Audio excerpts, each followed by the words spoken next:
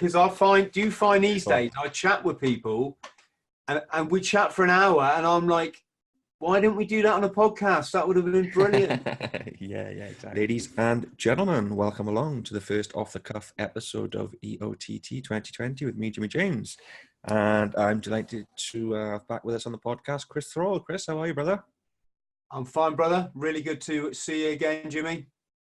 Pleasure, as always, brother. Pleasure, as always. So, yes, it's an off-the-cuff episode because for those who kind of maybe wondering what the difference is, off the cuff, I think is kind of self-explanatory. But sometimes I have kind of booked in, planned kind of episodes, and sometimes it just so happens we'll have a conversation with someone who, you know, it might be in half an hour, it might be an hour, or as in the case, I think probably a little 12-hour window here, Chris. But here we are together. So you've just been working on some videos, you said, Chris. Been busy bee. Yeah, the YouTube's never ending, really, is it? I mean, it's as much as you want to put into it. In question, Yeah. just about the why are some videos hitting?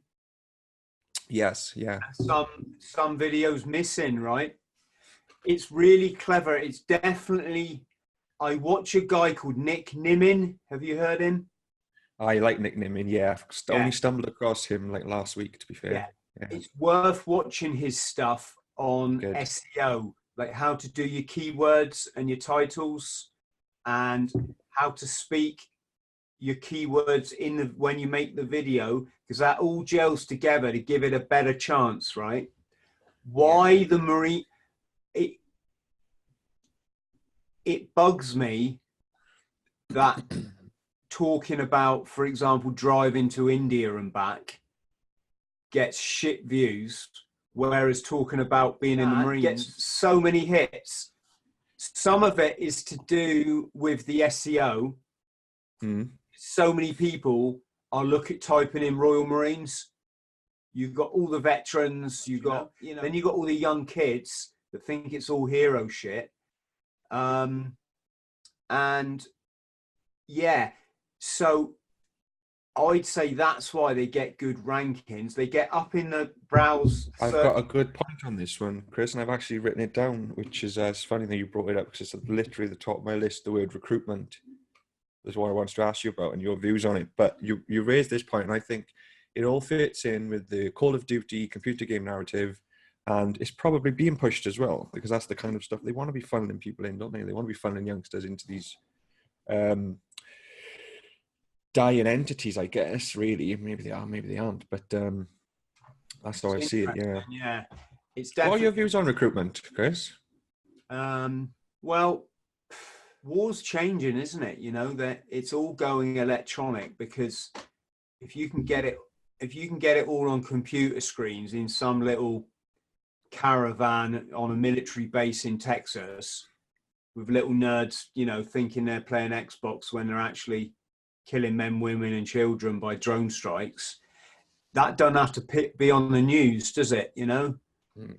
And not only does that not have to be on the news, but you don't have to report all the dead bodies of soldiers on the news, because so from that perspective you think they'd be recruiting less, wouldn't you, to it?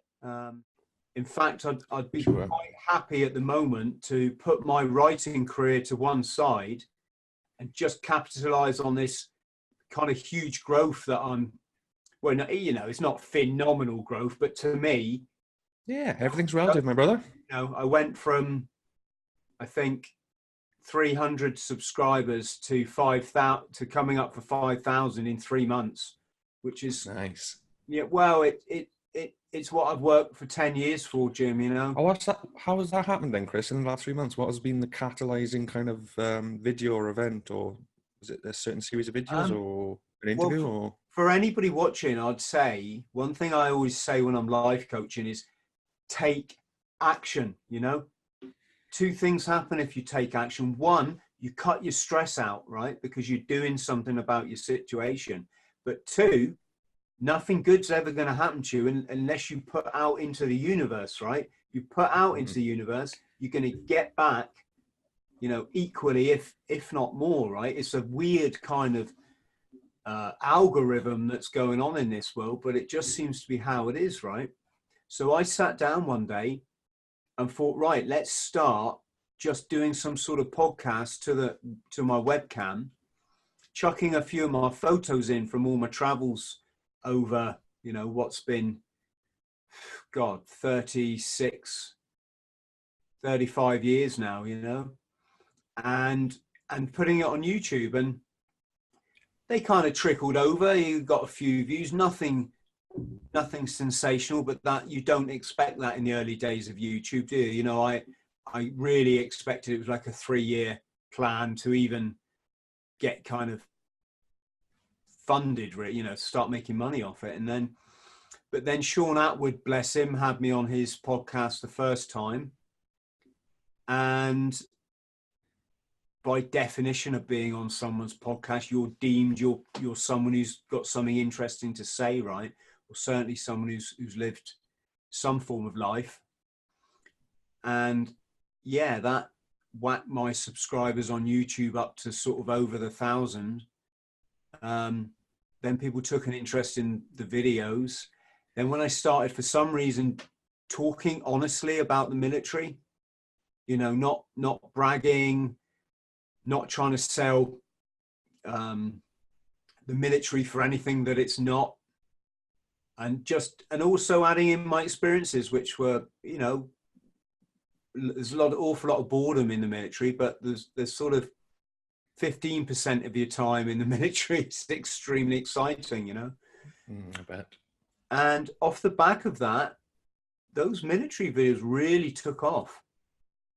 So now I'm in the kind of interesting situation that when I do a video on the military, I have to keep putting in this caveat that, guys, I'm not trying to sell you on joining up, you know, I'm not trying to sell you on invading someone else's country, bombing men, women, and children to make the banker, you know, the elite banking families even more powerful than they already are. And overwhelmingly, the feedback I get is so positive. And the only, it's not even, I don't even get, I've had like, you know, 2 people didn't really understand my message, Jimmy, you know, or they kind of reacted against it. But overwhelmingly, if people don't understand it, they ask the question, which is so important in life. If you don't understand something, or ask questions, right? Don't just make your stance, right, I'm just going to believe this. If someone's got a different viewpoint, it's try and find out why, because it's the only way you can sort of grow yourself, isn't it, and learn. And so I've had a few young lads say, Chris, can you explain, you know, what do you mean? I thought like the world's full of terrorists and we're all going to get killed in our beds if we don't go and fight them. And so, you know, I can put a question back then. So who told you this? Oh, I saw it on the news. Okay, well, there's your first problem, isn't it? Believing what you see in the media. so that's how I got to this point in my YouTuber career. The journey continues. The journey continues. Yeah, it's all relative, Chris. Like, I just sort of do a little thing, put some stuff out, and I thought I'll be happy to hit 1,000 within a year, and it's already gone up to like 400. I do see it going up and down, and I think we know all these algorithms are all shenanigans, and I do think at some point we would all have to pool our resources and combine and move away from YouTube, because the censorship is just becoming ridiculous, you know. There are some alternative options, I think, like BitChute, Brighteon, there's a couple of other, Vimeo I think is pretty good, so you've obviously paid for, but I think, yeah, it's just getting to the point now where the censorship is just becoming ridiculous. So, you know, it's just, especially when you're talking about the military and stuff like that, that's not the kind of stuff they want out there, is it? They don't want people knowing the truth. Well, I find it very interesting and very catch-22, mate. You know, you've got this platform where literally you can push a button and go live talking to the world. Yeah. And at the very minimum, that world is for me, is 100 people at a time. And that 100 is always ever changing. So by the end of let's say an hour live broadcast, you might, you know, you're going to speak to thousands of people, right? And that video stays on YouTube. Well, it's really tempting to be completely open about what's going on in the world as I see it. But then, of course, you've got to remember that YouTube, whether it's censorship or whether that it's simply a business that don't want people saying certain things, because their advertisers, who are quite powerful people in themselves, will go, up yours, YouTube, you know, we're moving away from you as a platform, and we'll favor this other thing that's coming up. Do you see what I'm saying? It could be that they're really just... brother. And I wouldn't for one second want anyone to think that I don't appreciate the privilege. You know, it is a privilege to be able to use this kind of facility. And, you know, you make a very good point then. It is true. There's a spectrum, isn't it? And it comes from, you know, there's different elements and different angles to it. And, you know, as I keep saying, there's a lot of shenanigans going on right now, but it's never been a better time to be alive, is it? You know? Well, I say to people, you know, I do say to people that I can't just talk about anything on here, because maybe this isn't the platform for it. You know, I kind of hint at what, you know, what I'd like to say, and I sort of point people in the, it's just difficult, you know, because you work so hard at this, Jimmy, don't you? You know, I mean, this, even just to get where I am on YouTube, it's taken, God, coming up for 1,000 hours or something, right? I mean, don't quote me on that, but yeah, a long old time. And you can't put that in at this sacrifice of spending time with your family, the sacrifice of your hobbies, the sacrifice probably of your health, quite, you know, the stress and the staying up the late hours and the, you know, countless buckets of tea you drink in a day, right? You know, I miss going for my run quite often during the week. I miss my morning routine because I need to cram my writing in, right? And you can't afford to just throw that all away by talking about blimmin' Illuminati stuff and then getting shadow banned on your channel, right? You know. On the other hand, I do have a very philosophical approach to life, and if stuff happens, it happens, right? But yeah, interesting. Yeah. Well, I suppose it depends on what your vision is for, like, it can become a full-time paying avenue for you, can't it? YouTube, I think, but I'm not sure how big your channel has to be. So I'm not really looking at mine as kind of ever becoming a revenue source, which is why I've kind of just the two game changers, without doubt. One, it's like this, Jimmy. The content you put out is exceptionally fascinating, right? You get the people on your podcast that if I wanted to sit in the pub for an hour and chat to someone, it would be the guests that you have. It's the same. It's the same with other podcasts I see, right? And then you look at the figures on I mean, I'm just taking YouTube. I don't really don't really go on iTunes or anything, but just taking the YouTube figures, it's criminal the low amount of views these people are getting. Some of them are international adventurers that have, you know, been in the military, they've come out, they've done good things, they talk about peace, whatever it might be. Just these people that have lives that fascinate me, right? And the shame of it is the view's not there. And what I would say is to get that in, you first got to have the gimmick that opens the gate, that gets you the viewers, right? And in addition to I say gimmick, it's like the thing in, you know, that they put in front of the shop that otherwise you're going to walk straight past that shop. But when you pass it and you see they're selling sunglasses for $2.99 and they're polarized, you're like, hang on, just going to take a quick look, right? It's that kind of thing. And the other thing is getting on other people's podcasts. And obviously you've done that with Sean, which is probably going to be one of the biggest podcasts in the UK, if it's certainly it's the biggest true crime podcast. And if people, you know, if you've got something to say or something, there's something about you people like, then you get a lot of people that way, right? So yeah, so it's almost what your ideal channel is, what you want. You have to kind of steer into that in a using an alternative sort of stream, if that makes sense. Which is a shame. I mean, if you look at Joe Rogan, he would just be the same. But the thing is, he's done this for 10 years now. And he was the first real podcaster on YouTube. And he's gathered such a trickle of following that built to a, you know, like a snowball that built and built and built. And now, not only has he got enough people to make a go of it on YouTube, but also he can cherry pick the most fascinating people from around the world.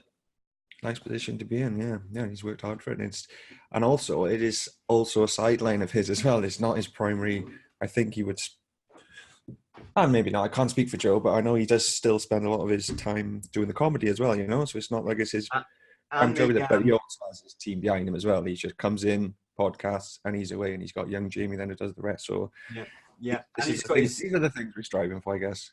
Got his MMA as well, wasn't he? He's commentating on the fight game.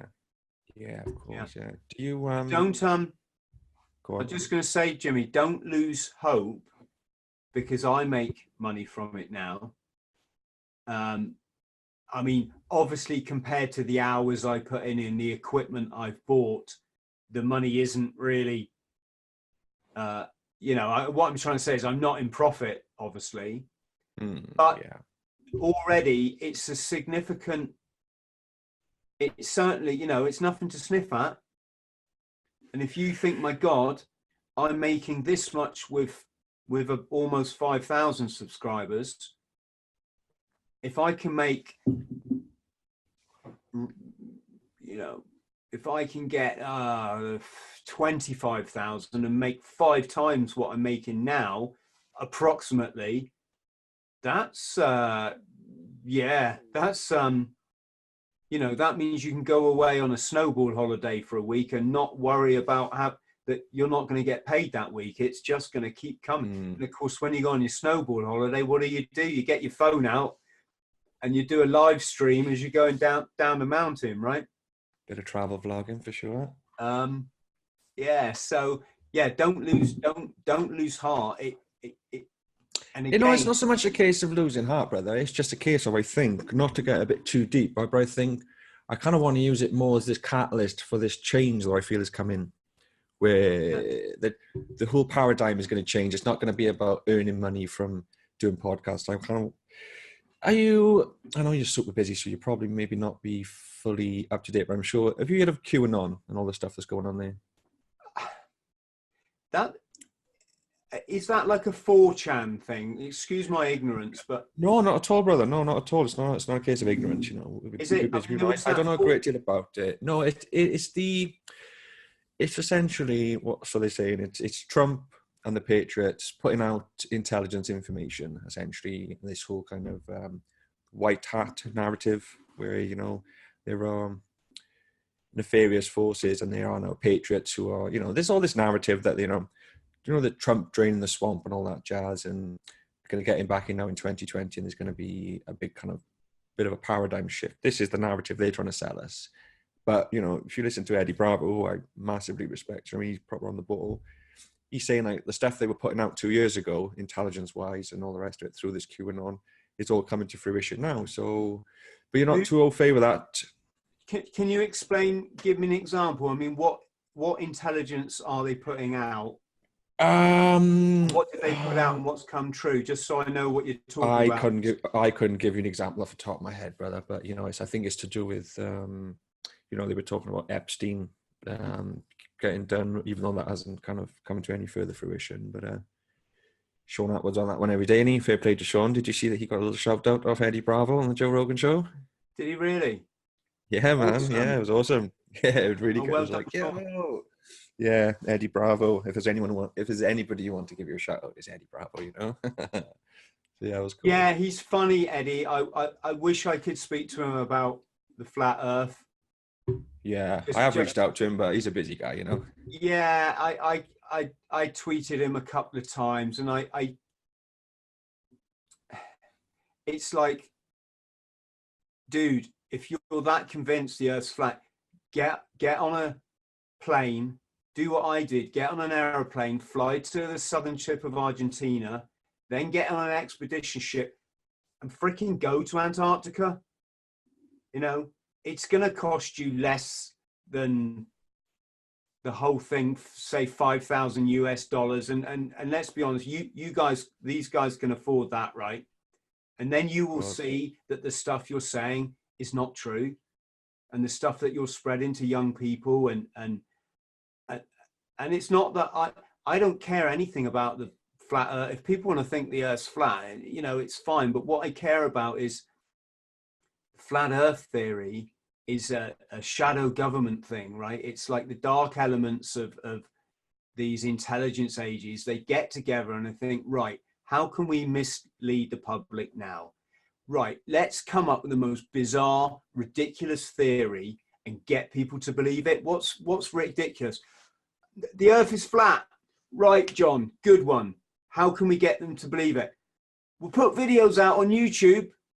Ah, brilliant. And what it is, Jimmy, is they know damn well that will get a snowball. And the way the human mind works is people will then seize like false facts, like straw man arguments, and they will make the evidence fit the crime, if you see what I'm saying, right? And these people are so clever. They've done this for thousands of years, right? Back to the days of the pyramids, they've been controlling this planet. And then they know that will spread like almost like a wildfire, right? And it will take in all these vulnerable, you know, I don't mean this to sound patronizing, but vulnerable minded people that haven't been out in the world, you know, that haven't been to Antarctica, that don't understand there's certain things about the planet that they're, you know, that is the way it is. And so, yeah, I just wish with Eddie Bravo, it's like, my God, you're such a powerful person. Why don't you just get on a plane and go and find out for yourself? Are you that, you know? Well, I'm not an advocate for flat Earth, but what is it by going down there? What was it that proved to you that it was round by going to Antarctica? What it is, Jim, is it's two things.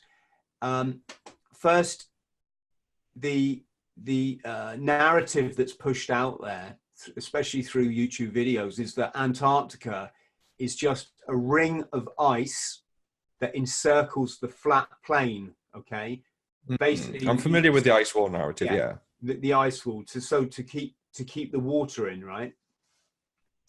And well, it's not, because if you go to Antarctica, the first thing you do is you step ashore onto a shoreline. It's rocks.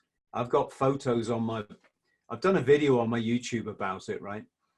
I've got photos of me stepping ashore in Antarctica for the first time, wearing a t-shirt, believe it or not. It was so warm. And the other thing is so obviously it's a continent, not an ice wall. And secondly, there is no ice wall. That classic image that you see is that's the ice shelf, right? So that's a glacier that's formed over thousands upon thousands of years, and it's been slowly pushed into the sea. Hence, you get icebergs, right? And that big wall you see is as it's getting pushed towards the sea, and that's, you know, it's a glacier. It's not a wall. That then goes across, you know, if you were to climb up that somehow, and you'd go across the continent, right? In addition, you know, one of my best friends, is going to ski across Antarctica. Another friend of mine on my Facebook has already skied across Antarctica. He was the second guy ever to do it. And yeah, it's just the way it is, isn't So do they go from one side to the other? I'm going to be honest, Jimmy, it's a bit of a cheat. Coast to coast. Right. They literally go coast to coast, but what you have to remember is that coast in places is miles under ice, and then that ice shelf goes on for hundreds, if not thousands of miles towards the sea. So they don't cross the ice shelves and then the land and then the ice shelf. They cross just the land, so they get dropped off. Where if you had a drill and you were to drill down through the ice, you'd get the point where the ice meets the earth, right? You know, where the water meets, you'd get the shoreline basically. My good friend, his plan is possibly to try to be the first to ski all the way across from coast to coast. So yeah, but it's already, I mean, it was crossed in the 70s by the I think it's called the Trans-Global Expedition, which was headed, I think, by Ranulph Fiennes, the famous explorer. And they used mechanized transport. So the ship pulled into one coast of Antarctica, you know, one shoreline on, I don't know, for argument's sake, the south.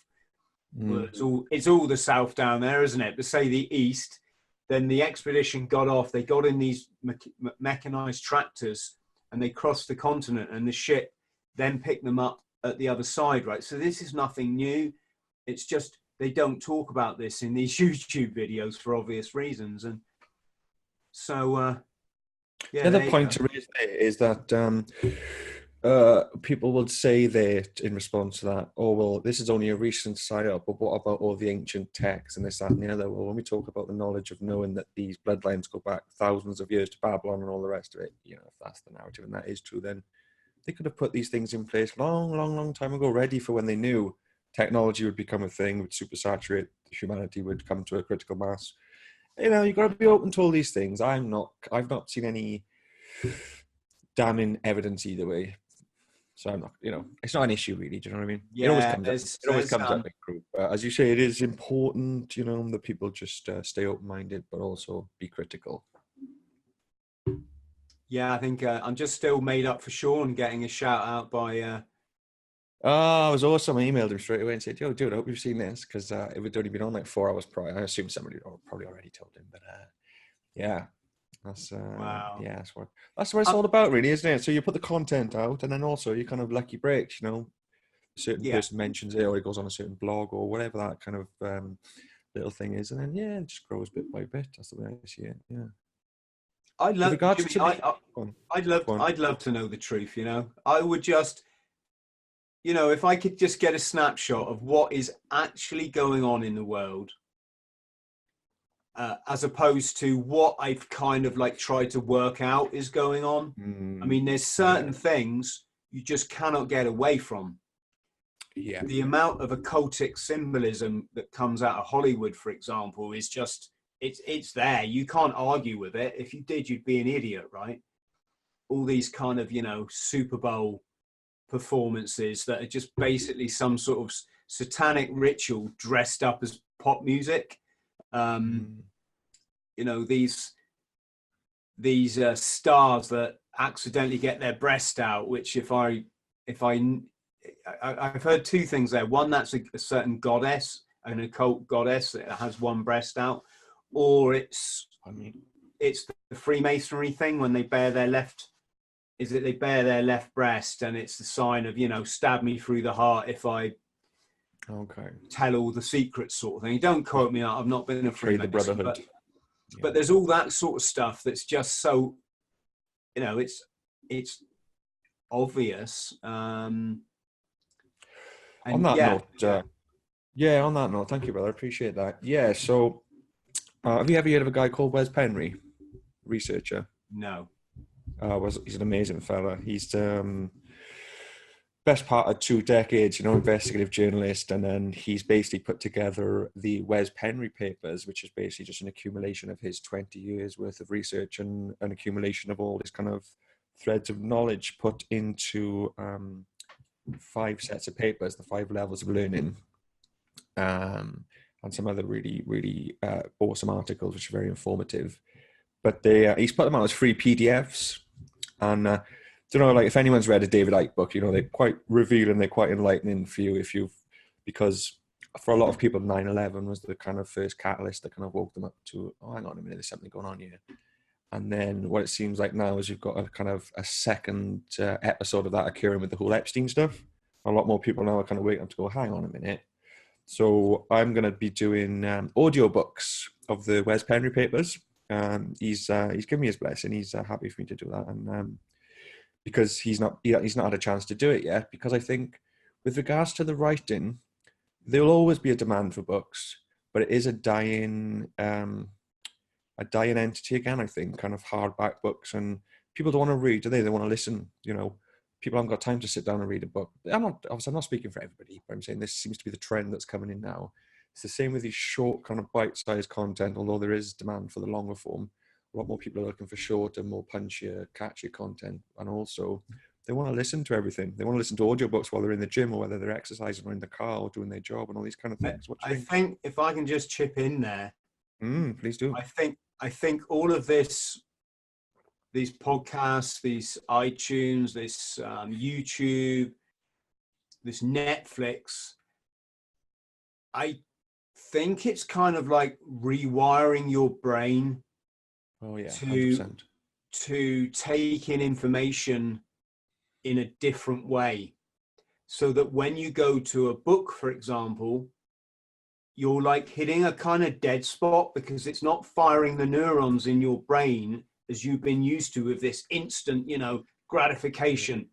I mean, I'll just watch my little boy on his, you know, we bought him a tablet, not because we're idiot parents that want him to be, you know, go looking up adult stuff on YouTube, but because as someone who's struggled all their life with life, right? You know, I've never made a fortune. I've never been particularly good I've never found a career for me. I've always done my traveling and my adventures, which have been brilliant, but then I have to come home and go and work in a factory or something, right? You know? So for my boy, I want him to understand technology as if it's like the way that you and I would understand driving a car, right? Or riding a bike. I want him not to have to think about it, so he can go out, get a job programming computers, or he can sit on a beach in Thailand and with his laptop and run an internet business, you know?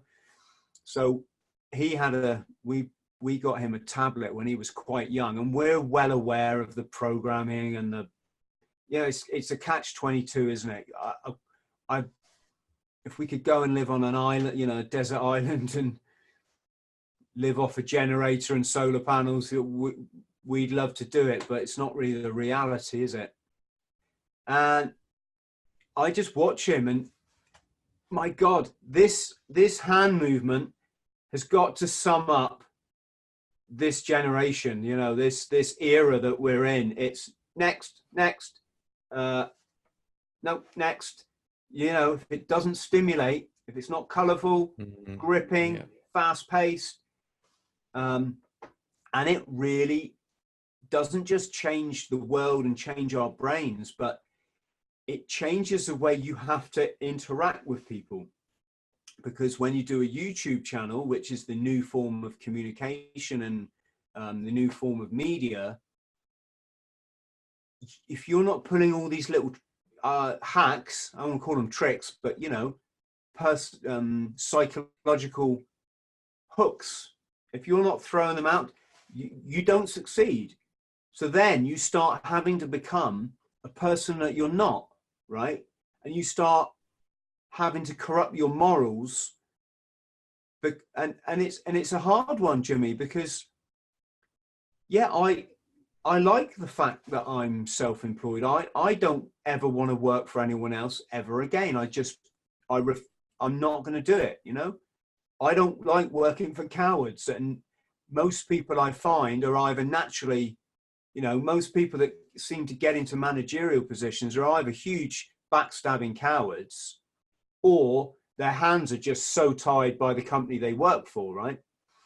So I don't want to go back in that environment ever again. As such, I'm then posed with a dilemma that, you know, do I employ these hacks to get YouTube likes and followings, right? And there is nothing like nasty. It's just, for example, hey guys, welcome to my YouTube channel. What can I help you with today? If you want to improve your life, hit the subscribe. It's like, that's not me, Jimmy. I don't like that.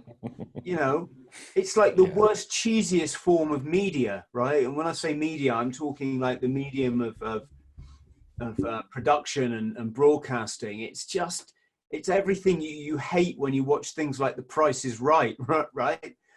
But if you don't talk fast in your videos, people just, they tune out, you know? They have them that probably don't even know why they're tuning out. Their brain has made that decision. Something deep in their brain's made that decision for them. That's the difference. Thank you, brother. That's the difference between the reason what you're doing it for. Are you doing it for other people or are you doing it for yourself? I think for me, regardless of wherever the content ends up, they'll always have that, you know, legacy, so to speak, you know, that digital legacy that'll always be there. You're able to do it in this time in our lives, and I'm of the first generation of my family to be able to do it. My grandfather did put together a family tree. If you ever, you know, have descendants, I've got a niece and a nephew, you know, let's hope things come good. And, you know, 50 years, 100 years, 200 years down the line, they're looking back going, oh, look, that's our first ancestor who harnessed, you know, their story through the digital medium, and they'll always be able to look back at that, you know. That's kind of nice. It might sound a bit cheesy, but that's kind of a bit of my vision for it. Do you know, isn't it, for me, I find it fascinating that my son will make money off my books long after I'm gone. If he wants to take over my YouTube channel, you know, he can do that. Then he could pass that exact same channel with the same, you know, URL, can pass that on to his children or grandchildren. It's interesting times, you know. Just Norman talked about it in terms of if we shift away from the current paradigm that because of technology and data, if we take control of our own data, that can be our currency.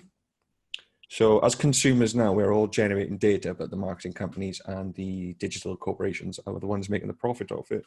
If you flip that model on its head, and there's still that technological element where we are all generating data, then it comes to the quality and content of your data. Are you just a mindless consumer who they can just shoot ads at, or are you actually creating content, or, you know, making music, making films, making, you know, whatever it is? It's growing every day. It's fascinating. I love it. And the fact that it's all being budgetized now as well, where, you know, kids can run around now and make movies with gimbals, smartphones, and drones that, you know, 5-10 years ago, these films cost $50 million to make, you know, with all the special effects. The game is just changing so fast. I love it. It's just evolving every day. How old is your son now, Chris? He's 4. Yeah, my niece is about the same age, and as you say, it's second nature to them now with the tablets. They are restricted with their use, of course. Yeah, that's the only way you can do it, but it's just second nature to them now, and that's the way it seems to be. That in all the schools, I think they've all got these tablets or Chromebooks and all the rest of it. You know, it's come to that point. That's where we're at now, I think. But then apparently, I do hear in the very expensive paid for schools, they still use the old school methods and the old school kind of pen and paper and chalkboards and stuff. I'm not sure how true that is. I've not been to them. But it brings me on to my other point of retaining information. If you are constantly just watching and listening, how much of it are you retaining compared to if you're reading, you know, that way you've been taught? Just like some people have to write stuff down to remember it, don't they? So they can write it, visualize it. It's rewiring, as you say. Neurogenesis. I don't like it, Julie. I don't like it because my passion, ever since I was a child, is reading. It's my escapism, right? As a kid, I used to fill a mug with hot orange cordial. So I put a bit of orange cordial in, top it up with water from the kettle, disappear upstairs, lie on my bed, drink my hot orange and read books, and I've loved it, and I've loved it over the years. I've never got on an aeroplane without a book in, you know, in my hand luggage. But now I notice I find it really hard to read at night. It's just different. I'm reading Tyson Fury's biography at the moment, and it's engaging. It's a, you know, very good read, and yet I'm reading 2 pages, and that's me. And then my mind's going, listen to a podcast, drift off to sleep, listen to a podcast. But then my, you know, forward thinking mind says, no, you've got to step away from this technology at some point. It can't be healthy to, yeah, I spent all day long on it, Jimmy. I just do. But because by the nature of what I do,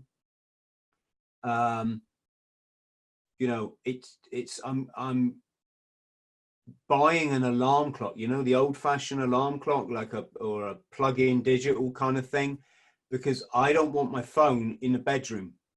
And I'll tell you why. An egg timer. Just get an egg timer. It's a life hack I heard of Tim Ferriss. You can get the longer hour egg timers, and he'll just set it to 3 hours, 4 hours, 5 hours, and then boom. And that's what he uses as an egg timer. Takes it with him everywhere. Okay. Life hack. Well, yeah.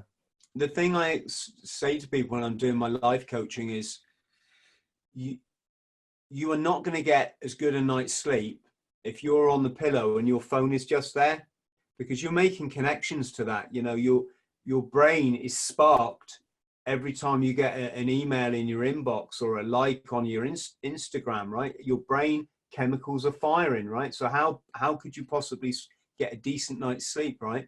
You need to know that's out of the bedroom, so that when you wake up, the first thing you're not going to do is go to your phone and start checking right. And the second thing is, it's not just to do with your sleep pattern. It's to do with, you should start your day on your terms, not somebody else's. So if I pick up my phone in the morning and someone's giving me a hard time about something, I don't want that to be, you know, to ruin my, not ruin a beautiful day, but I just don't even want it to be. I don't mind to go to the gym, do my run, have a sauna, you know, get myself a cup of tea, come back, put the computer on and go, right, who's emailed me? That's fine, right? That's starting the day, you know, letting technology in when my business is open, you know, open shop. And yeah, fascinating, isn't it? It is. I'm 5 months now without a phone. I've got a Chromebook which I use for, and these Chromebooks, they're pretty good as well. They're functional. They do everything you need to do as a kind of just doing the podcast, doing the Google Mail, writing emails, doing the book, and all the rest of it. So when I've got that with me, I'm always contactable because I've got a Wi-Fi dongle. But the thing is, they're insidious, and you get glued to them. You know, I'll be walking the dog, taking the phone. Oh, I'll listen to a podcast and go for a walk. No, just go for a walk. You know what I mean? Leave the thing behind. And even recently, I found myself, and I've got a Wi-Fi dongle. I thought, oh, I'll take the, you know, it's a tiny little Chromebook. Oh, I'll take the Chromebook and I'll stop halfway and put a podcast. No, we leave it at home. So yeah, I can relate to that. And it's all been shown now. It's all been shown now, isn't it? It's all kind of, they're doing the MRI scans and the studies showing about all the dopamine release and how that's, I think Gabor Mate did a really good little, with London Real, talking about the nefarious, insidious effects of this technology on the behavioral and emotional formative years of these children. Is where they're getting their emotional kind of attachments through technology, you know, not through the family, it's through external people, through likes and shares and all the rest of it. It's going to cause us issues, I think, societally, unless we kind of get ahead of it, if we're not already behind it. Exactly. And we're damaged enough as a society. And I say that because, you know, I've been saying this in my videos lately. What happened to holding your head up and smiling and saying hello to other people, or at least, you know, giving a nod? Now, when I go, you know, say I'm going to the gym, you know, my head's up, I smile because this is me. I get one shot at this life and I'm going to enjoy it, right? You know, plus I think the way you hold yourself says so much about who you are as a person. And yet I can pass the same person going into the gym in the other direction or coming out the gym every single day. They know I'm going to say hello, right? And it's not like they're shy, because I see them in the changing room chatting to the, you know, to the people that they obviously know better than me, just like this. And I see them come towards me. I think, dude, you know I'm going to say hello. You know it.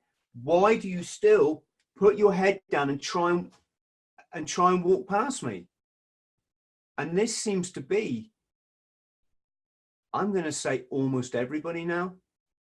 You know, This so-called social anxiety. Social anxiety, you know, it's the same. Is. And I've noticed this for years when I've been running. Running is a bit like that thing if you've got a motorbike or an antique car. When you go past someone else who's got the same ride, you wave, because you've got, it's just an excuse, isn't it, for human connection, right? We're in the same gang. It's not about that. It's just, that's you know, everyone likes to connect. We're human beings, right? And I noticed this for years when I run, that men, it used to be 90% of the time, the other guy running past you says hi, right? But it was always that women, about 30 to 40% would say hi. Now, that could be analysed. I'm picking my words carefully. This is nothing to do with being sexist or offensive or anything. You've got to ask yourself the question, how much has society damaged certain groups, you know, with these magazines and was it Naomi Wolf? She wrote a book called The Beauty Myth. She highlighted how advertisers before the Second World War were like, hey, women, you got to be mummies in the home. You got to be the perfect wife. So slap some makeup on for your man, and don't be afraid to put on your washing up gloves and use fairy liquid when you're washing up the dishes for your husband, right? You know, it's all this utter crock of shit, right? And then, of course, when the war came and all the men had to go off and fight, it was like, girls, you're just as equal to your men. So down to the factory it is. And what did they do? They went in the factories and they performed. You know, they were as good as the guys at making these aeroplanes and tanks and machine guns and bombs, right? Because they had, you know, I mean, it was kind of a good job they were. Otherwise, things could be a bit different now. But, and then, of course, when the war was over, what happened? It was, oh, women, you don't need to work anymore. Go home, put your washing up gloves on and slap some makeup on your ugly face. You know, I'm talking as the advertiser now, right? You know, they purposely destroy your self-confidence. They destroy your life. Why? Because when you're unhappy, you go out and consume, you buy stuff to try to make yourself happy. It's why there's so much debt, right? And so, yeah, I noticed this thing running. It was always this ratio of like, you know, 8 out of 10 guys, 9 out of 10 would just say, all right, mate, all right. But with the girls, it was like most would just put their head down and try and run, you know, Jimmy, there could be a whole range of other factors involved. Of course there could. I might be simplifying. I was out the other night walking the dog, Chris, and I was walking the dog, and there was a young girl walking towards me on the left side. There was a gang of kids, maybe they were 15, 14, 16, shouting out Wolfers to that and all the rest of it. And I think it's this kind of building site mentality combined with social media, combined with unlimited access to pornographic material through Google on these smartphones, that the whole mindset of this younger generation is changing. It kind of filters up as well. And I think for some people, it's just don't make eye contact. You don't have to engage. Do you know what I mean? And this kind of stuff. It's very sad. I noticed it when I came out of prison, because before I went in, smartphones weren't really that mainstream. A few people had them, not many. And when I came out, everybody had them. and it was just wherever you went. And I was like, oh, this is crazy. I can't imagine what it's like for people who spend decades inside and then come back out. That kind of culture shock. Well, Sean, on Sean's channel, he did a video of him traveling in the car, I think traveling back from Heathrow Airport to his home. And he's just like wide-eyed, you know, and they're showing him like, this is what people communicate on now, this phone. And he's like, what? Really? What?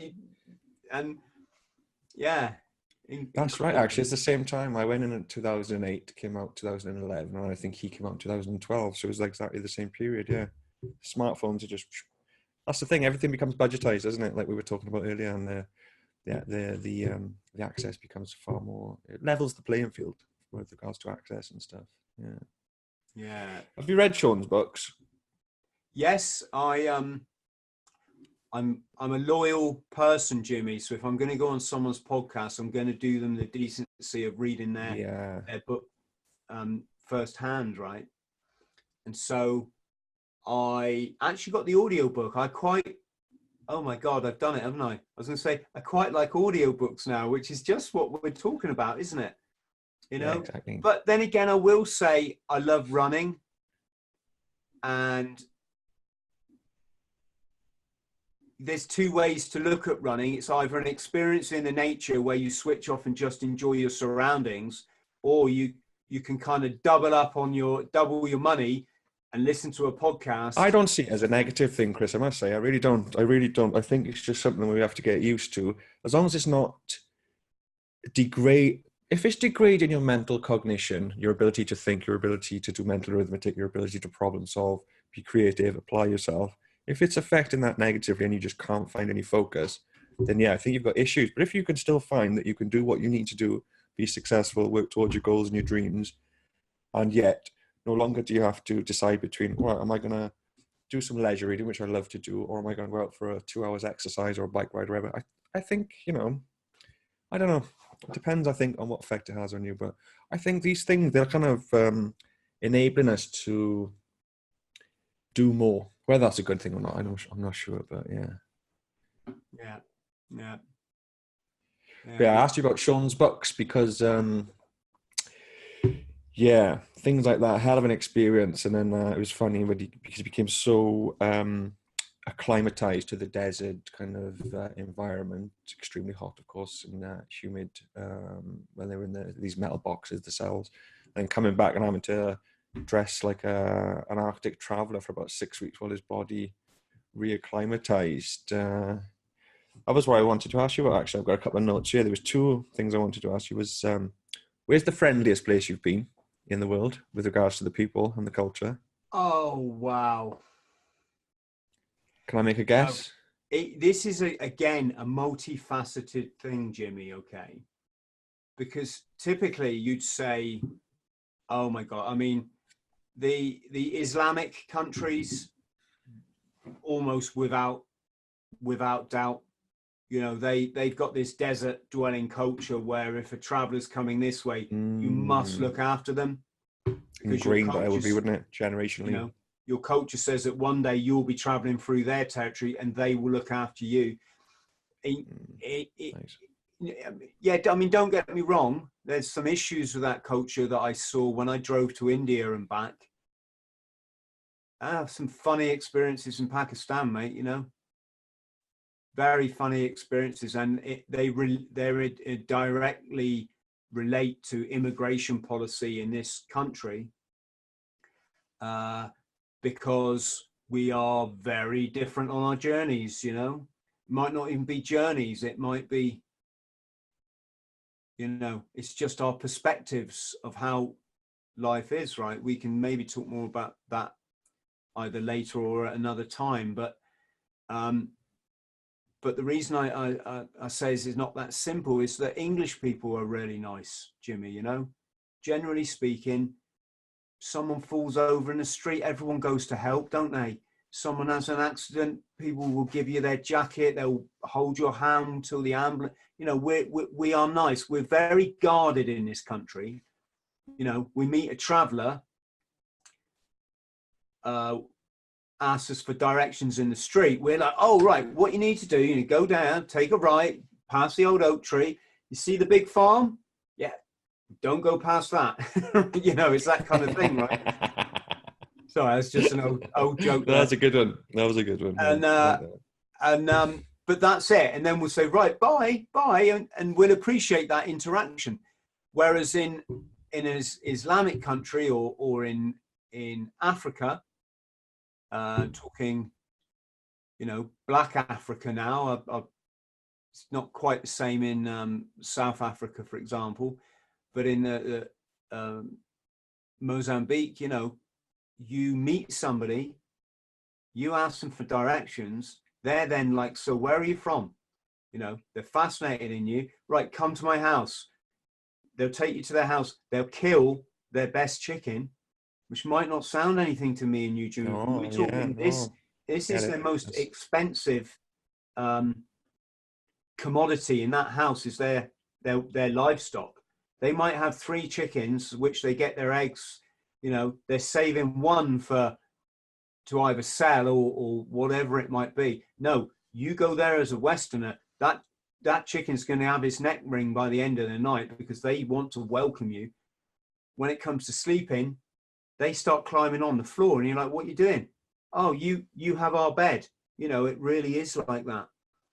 And that's the thing we don't get in this country. We're kind of quite suspicious about, you know. It's really nice. There's a website, I used to do this, my lodger got me involved in it, where if you're traveling from country to country, you put your name on this website, say which city you're going to be in, and then people in that city can offer you a accommodation, right, to help you get your feet when you get in a new place, or just to put you up. Sound like couchsurfing.com, is it? It's a similar, yeah, it's that kind of thing, right?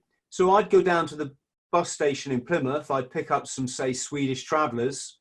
They'd chuck their backpacks in my car. I'd drive them around the city. I'd show them the sights, tell them about the history, ask if they want any food, you know, grab some food, go home. They'd lay out their sleeping bag in my front room, and, you know, it's lovely. Nice.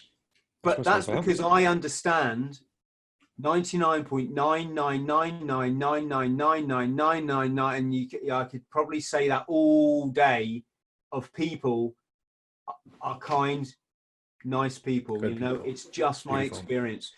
It's true. The thing with the English is it's the way we frame things, and we're quite suspicious being an island nation, maybe. And yeah, so as far as friendly, you know, in Pakistan, for example, they couldn't do enough for us, right? As I said, there's other aspects of that culture, like the guy that gave me his pistol. So, Chris, do you want a shot of this? I'm like, yeah, okay. Right, I fired this guy's pistol. And then he just looked at me and went, yeah, I shot my wife with that one. And you're like, oh, really? What did? Oh no. What did she do then? Oh, she wanted to divorce me. You know, it just said deadpan like that, like it's completely normal. I could go on there. You know, they've got issues around sexuality, mate, which are just so, like, can we say, far off the mark? It's, you know. Yeah. We came across a party once in a field as we were driving to, say, let's just say Islamabad, right? We're looking for a place to sleep the night. So we're on a 1978 British Leyland bus, and there's started off with 15 of us driving out to India, and then we drove back. We got down to about 6 of us, right? And when we're driving through Pakistan on the way out, we pulled over to the side of the road. We're going to sleep. A few of the people would sleep on the roof of the bus to get a bit of air. You either had air and mosquitoes, or you had heat and no mosquitoes if you slept inside, right? I digress. So while some of the guys are cooking our dinner, my fellow driver, Lee, and I went to see what's this commotion. You know, this rave going on in a field. And we went through the gateway, and there was some generator set up. There was some lighting, and there's this typical Pakistani music blaring out. The kind of music that it all pretty much sounds like the same, right? Every song sounds a bit. It's got a certain flavour to it, isn't it? It's like reggae. Yeah. It's got a certain flavour to it. And we entered the field, we walked over, and there were about 200 to 300 men all crowded around something. So us being, tourists, it seemed to give us a bit of leeway to do what the hell we wanted, So we just pushed our way through this crowd, and everyone's partying and they're looking at us. And when we got into the inner circle, there's two guys there dancing, but they're all dressed up as women, right? Not even scantily clad, like long dresses, but with all the makeup. But they're clearly guys, so. Beard, I assume, yeah. Give it away. Yeah, I mean, I don't know if ladyboy, transvestite, whatever the terminology is for what these guys. I don't think it matters. As a quick interjection, it doesn't matter what word you use, you'll offend somebody. So yeah, I mean, we know what you're saying, brother. I just mean I generally don't know what. There is a name. There's been programs made about this, right? Isn't it transvestite when they just dress up? And then transgender when well, they you could also say they're kind of like drag queens in a way. I mean, okay. but anyway, we're digressing. So these dancers are coming over and they're looking at us like, interacting with us. And I mean, Jimmy, I don't give a shit. Of course I don't. It's just interesting, right? I'm just okay, all right, mate, or my love, or whatever, and. That was that. And then as we turned to walk away, the crowd just started closing in on us. The next thing you knew, mate, it's getting my knob grabbed, my nuts grabbed, my ass pinched. It's by men, right? Don't pretend like you didn't love it, Chris, but go on, carry on. Well, I The thing is, whether I loved it or not is kind of irrelevant. And as I say, I really don't give a shit, mate. I believe in turning every experience into the positive anyway, as you know, right? But that wasn't the issue. The issue was like, these guys were clearly starved of like titillation. And if you think about it, they've never seen the female form before until you get married. And then you can take your wife behind closed doors, and then she's allowed to take her burqa off, right? Different parts of Islam or Arabia, I should say, have different like levels. Some just have to cover their head, some have to cover their face, some have to cover their whole body, right? So the thing with these guys is they're basically not just sex starved, because you can't have sex unless you're married. If you have sex with a woman and you're not married, she's going to get stoned to death for having sex outside of marriage, right?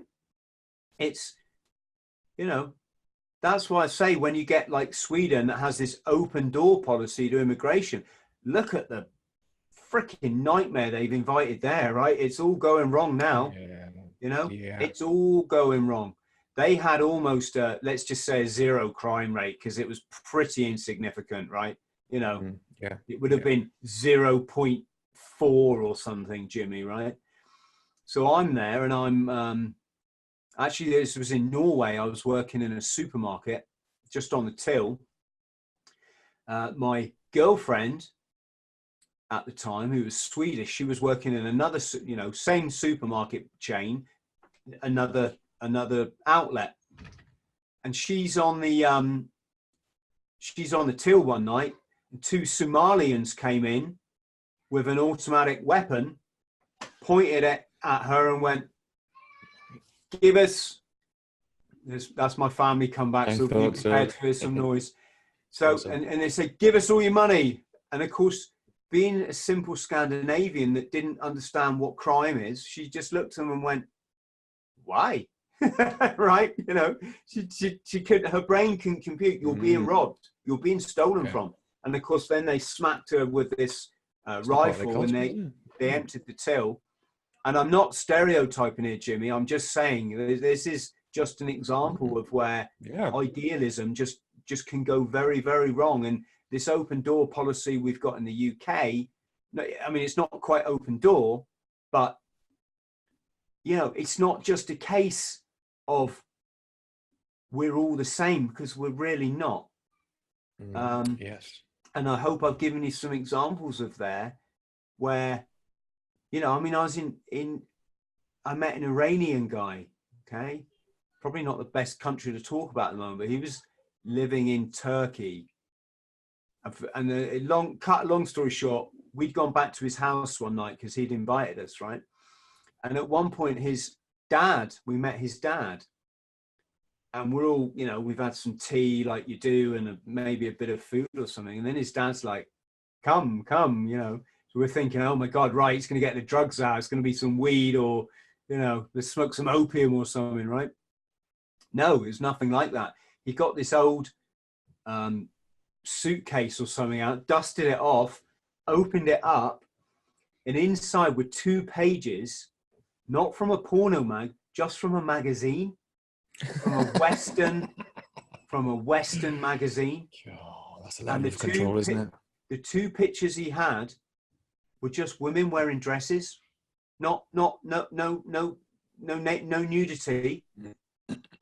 And he was pointing, and he's looking at us, and he's pointing up the dress, going, you know, not understanding that, like, where we come from, this is just like, dude, you know, girls wear a lot less than that in the UK, especially in the summer, right? So yeah, anyway, there's me putting the whole, you know, world in perspective. No, I appreciate that, brother. Thank you, because as you say, it is multifaceted. You know, it's not just as simple as you know, those who meet and greet you out on the street with a smile and a hello. Someone was talking about Thailand the other day, and I've not been to Thailand, but they said just such a contrast in culture compared to the West. You know, everyone just wants to say hello and just, you know. I need to interrupt you there. I've not been myself, so yeah, please do. I've been to Thailand on a few occasions now. I was there back in 1990, probably 1992, Jimmy, right? This is the old days of Thailand. I was going to say is that well before? Obviously, it's been commercialized a lot more in the last kind of since budget flights and all that. But what was it like then? Exactly. It was the days where it was still basically an R&R, you know, place where servicemen went. You know, just you went there. Guys. Mainly, and of course the odd adventurous traveller. Now it's like a package holiday destination, right? No, back then it was unregulated. It was anything goes. You go in the market, you buy fake Levi's, fake Levi 501s, fake Ray-Bans, Ralph Lauren Polo, and they are just, it's not just that they're good, it's that they're better than the real thing. You know, they can fake them so well. Maybe they're buying them in from factories in China, most likely, right? So they're just first. They're just duplicates. Yeah, more often than not. So for back then, it was basically for 20 quid, you had a whole new wardrobe and you felt the business, right? And then, of course, all the clubs were unregulated. Cut a long story short, I had a fight with a Thai, I call him a triad, but he was a Thai bouncer. So whatever their organized crime is, he was, and I offered him out and we got fighting and he broke my nose. Off the back of that, the club owner came and apologized and said, sorry, it's my club. As Thai people, we would never do that to you, but the mafia run my club. And this is why, you know, I've got no control, but let me, and he basically paid for us to have a night out in Bangkok. And he said in our club, right, you know, he got 2 girls, bar girls, basically, you know, working girls, and said, come escort these guys around for the night. And for some reason, these girls, I was with this South African chap that I've met, really nice guy, you know, another great thing about traveling, you just, you know, I meet you, Jimmy. There's no needs word to be said. We just go straight for the first bar, have a drink, and then start planning where we're going to go together. You know, it's traveling. It's an amazing experience. And so these girls decided that we might want to go in a boy bar, of all places. And I'm so glad they did, because we rocked up at this bar, and it was an eye opener. It's like, you've got to see this once in your life, or maybe you haven't. Maybe I'm just a bit bizarre, but the guy sat at the lectern at the front desk, you know, greeting the public, is wanking, right, masturbating. They're not actually masturbating. What it is they're told they've got to keep a hard on all the time, right, to get the customers into the bar, which is obviously predominantly middle-aged gay Westerners, right? Out for a good time. Yeah, out to live out their fantasies, I suppose. So in we go into this bar, and mate, it was as bizarre as that bloody bar in Star Wars. All these young lads, I mean, some of them, I hate to think how old they were, mate, you know, but there's, like I say, it's deregulated back then. And they're all naked, and they're all doing this. And yeah, that was an eye opener. No way to look, eh? But going back to what you're saying about they're lovely, it's like, yes, but the men have the Asian face, right?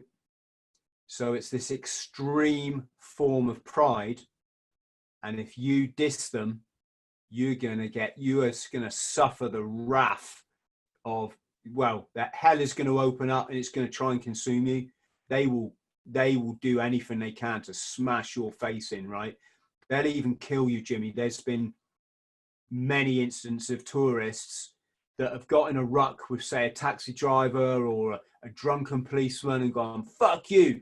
Well, you don't say that to an Asian person, not Thailand and not China and not Hong Kong, right? Because it's the ultimate form of losing face. And you don't make someone lose face over there. You just don't do it. It's the ultimate form of insult. People will hold grudges against you for the rest of their life. None of this, you know, therapy stuff and psychological, none of that. It's called face, right? And we, you know, imagine your worst road rage when for that split. Well, I can give you a good example, Chris. I've been to prison, obviously, haven't I? And these are the type of people in prison. The ones who are in there, a lot of them for violent offences, are the ones who, you know, that mentality. If you're saying over there, that's everyone's mentality. You know, yeah. Disrespect me and sound like Donkey Kong. You got it in the Marines. The difference is it's probably, you know, that mindset goes for like 10 years maybe. The Asians, it's just, you know, not all Asians, obviously, on the countries we're discussing. Yeah. And so I was at the full moon party. You've probably heard of the full moon party. It's on Koh Phangan, which is one of the islands. Look at my map here.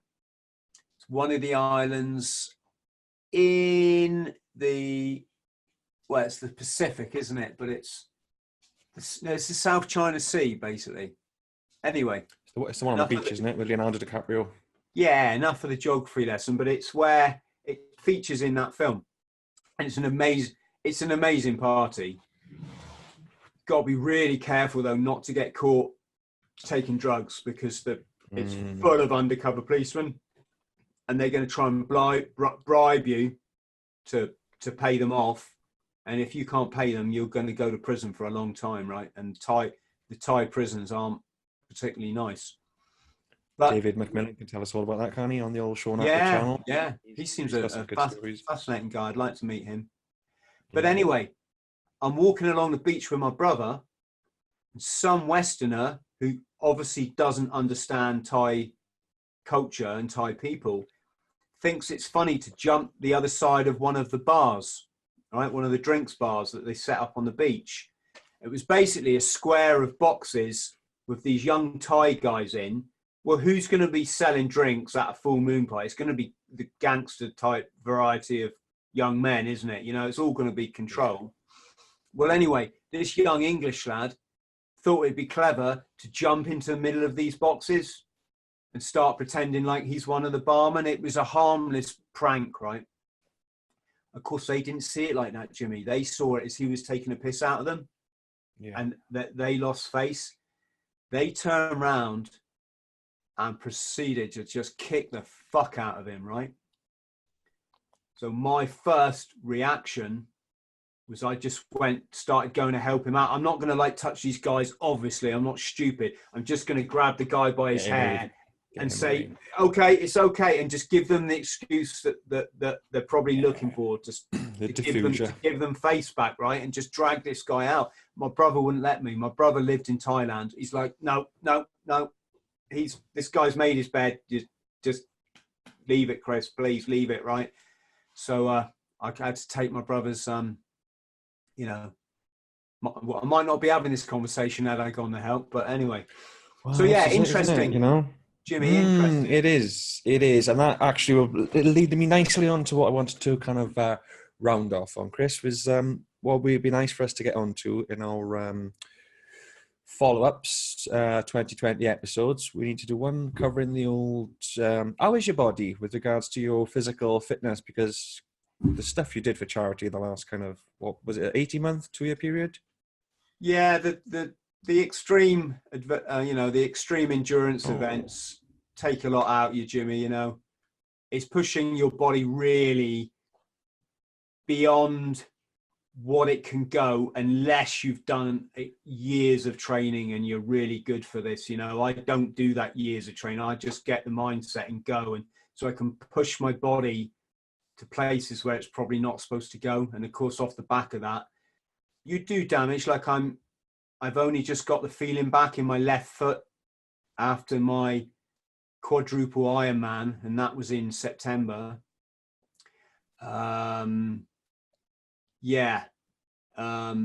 This is about the limit I can sit in a chair, because my back, I've just got back problems that go back to damage that was done in the Marines. So yeah, are we going to talk about this? Yeah, well, we'll pencil in a couple future episodes. I would really like to kind of get into that in a bit of depth and really get into the kind of, the mindset of stuff, to push yourself to be able to do that. And what I also would really like to do is the difference between us, Chris, is I've got my bucket list on paper and you've got yours experience. I know you add it to it all the time, but I want to do it on a kind of dual narrative, one on the narrative of myself, putting it out there and trying to manifest it and do it. And also then, again, for my legacy, for my niece and my nephew, to show them, like, this is what life is about. These are the things you can do. And just to show them, I think we should just have a session, mate, talking about the bucket list. Because I'd like to do a bucket list episode, There's a certain way to go about it. And I would imagine if you're not used to, either using the way that I use or something similar, it must seem quite unattainable. Yeah. I mean, I tell you an interesting one. I was on a podcast with Brandon Block, the world famous DJ, very nice man, old friend of mine going back like 20 years. And at the end of the podcast, after I told him a bit about my story, because I always like to tell my drug history and my, mental health. But then I like to show people, a few of my achievements, just so they can, see that, I'm always saying I'm the only person I know. I've ticked everything on my bucket list, Jimmy, So now I'm on to like my next bucket list, right? Which is, that's it, keep adding to the bucket list as it goes. But at the end of that podcast, Brandon looked a bit gobsmacked.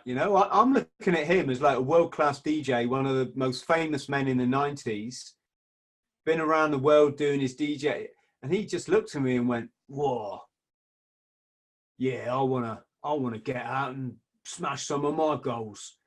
And it was humbling that. Yeah. I thought you'd done all your goals, Brad. I just assumed, So yes, but I could see that he almost looked a bit like I'd enlightened him a bit, Jimmy. Of inspiration, brother. Inspiration. That's what it's all about. Yeah. And that's why I said I want to use yours to fuel mine, and then use our combined to fuel. When my niece and nephew come of age, and they'll be like, my sister probably won't let them watch it until they're bloody 30. But jokes aside, yeah, it'll be nice. So we'll do a full episode on that one, and yeah, we'll do a full one on the kind of what it takes to be able to do those kind of amazing feats. And I think we should do one on, you know, we should do a lot of my YouTube followers are asking me about joining the military, particularly the Marines. And I try to give them a balanced, you know, I tell them the pros and I tell them the cons. And I also tell them the nature of what the modern military is employed for, which is, you know, if you understand Project for the New American Century, the American think tank that came out of the Bush regime. And Brzezinski, is it? Yeah, all that kind of, you know. I was looking at his book the other day, yeah. Everything that's coming to fruition has all been planned, you know. Yeah, and they wrote a document called Rebuilding America's Defenses, right? Which is, that's policy speak for dominating the world, right? You know, then you start to see the military in a very different light. And it's like there's a very brilliant YouTuber, John St. Julian. I've learned an awful lot from him, from a spiritual perspective. And, you know, he says basically the military are going to burn these children to death in Iran next, you know, that's the plan. And if you support these, you know, illegal conflicts that are all completely fabricated, you know, it's all a game to this ruling elite, right? It's a game for them. They design these conflicts, right? So if you support them, is that what you want to support? You know, bombing families and innocent people just destroyed. So yeah, so I think we should maybe do an episode about. Would love to, yeah. Because on a positive note on that front, Trump has come out and said that we can all live in peace. And he does seem to be like they're pushing and pushing, but he's not kind of he's not allowing it to happen. And I think they were talking about Iran.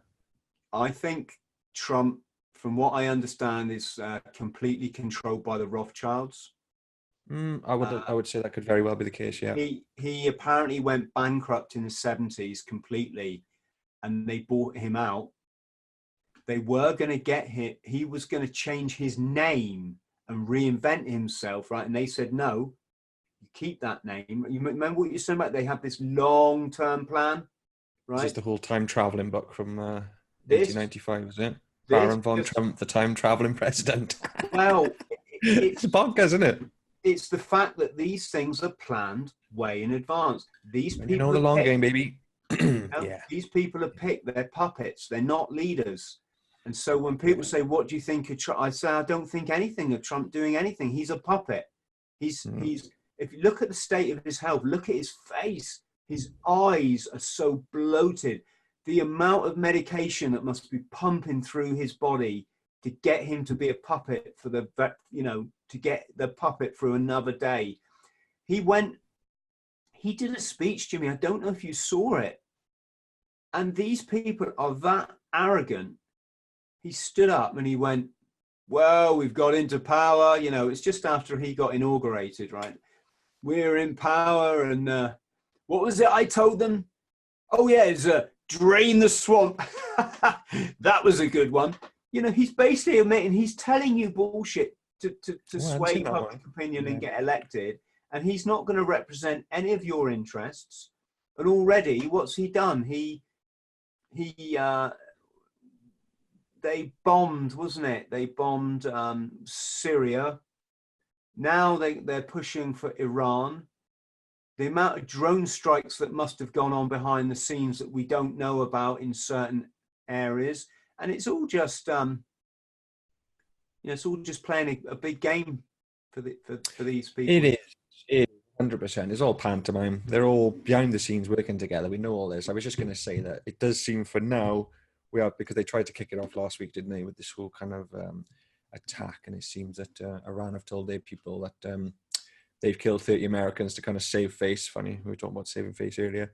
So for now, we're avoiding the third world conflict kicking off. So yeah, let's it'd be nice to put that message across, because my nephew's a right little wicked soul. You know what I mean? He's got a beautiful little spark in him, and I couldn't imagine that spark being utilized for those kind of purposes, you know. There's so much more. We've got so much more to give to the world. Yes, right. Let's beautiful, brother. Soon. Catch up with your family, brother, and we'll catch up soon. All the best, buddy. Take care. Thanks, Chris. Brother. Ta-ra, buddy. Cheers, Jim. Ta-ra, mate.